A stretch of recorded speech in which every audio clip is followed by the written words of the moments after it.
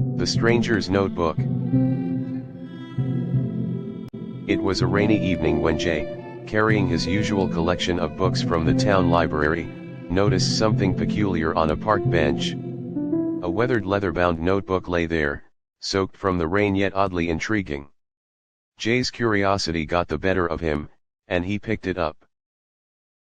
The notebook felt strangely warm in his hands despite the cold rain. Its pages were filled with neat handwriting, but they weren't random notes. Each page described events from the future.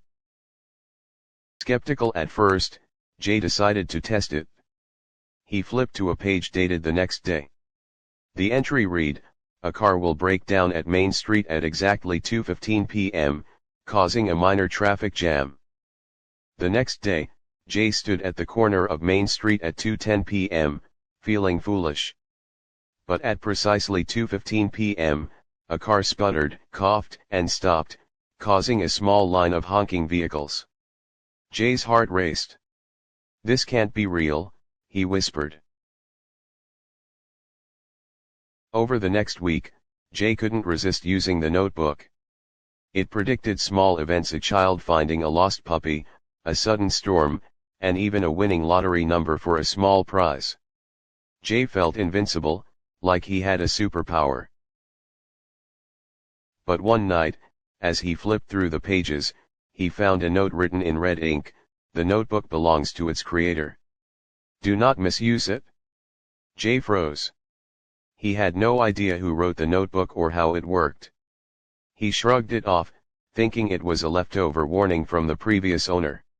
One day, Jay came across an entry dated 2 weeks into the future. Jay will find himself at the center of a robbery at 8:30 p.m. on Maple Street.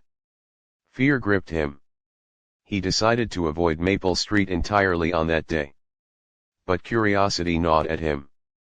What if I could stop it, he thought.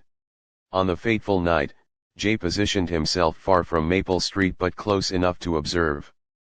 At exactly 8:30 p.m., a masked figure ran into a small shop. Jay panicked but remembered he had his phone. He called the police, who arrived just in time to catch the thief. Feeling proud, Jay opened the notebook that night to see if the robbery had been altered. But instead, the next page contained new text: "Interfering with fate comes at a price."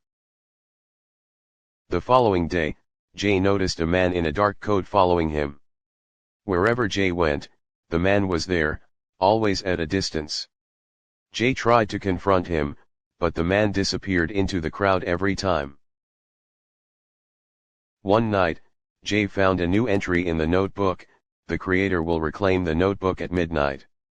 At 11:59 p.m., the stranger in the dark coat appeared at Jay's door. "It's time," the man said. Jay hesitated. "Who are you?" he asked. The man smiled. "I'm the author of the notebook, and you've meddled enough." Jay clutched the notebook tightly. "What happens if I don't give it back?" The man's eyes glinted with something otherworldly.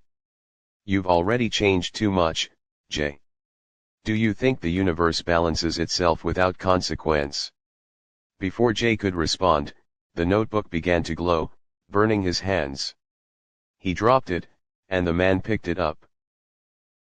"You're lucky I intervened before things got worse," the man said, slipping the notebook into his coat.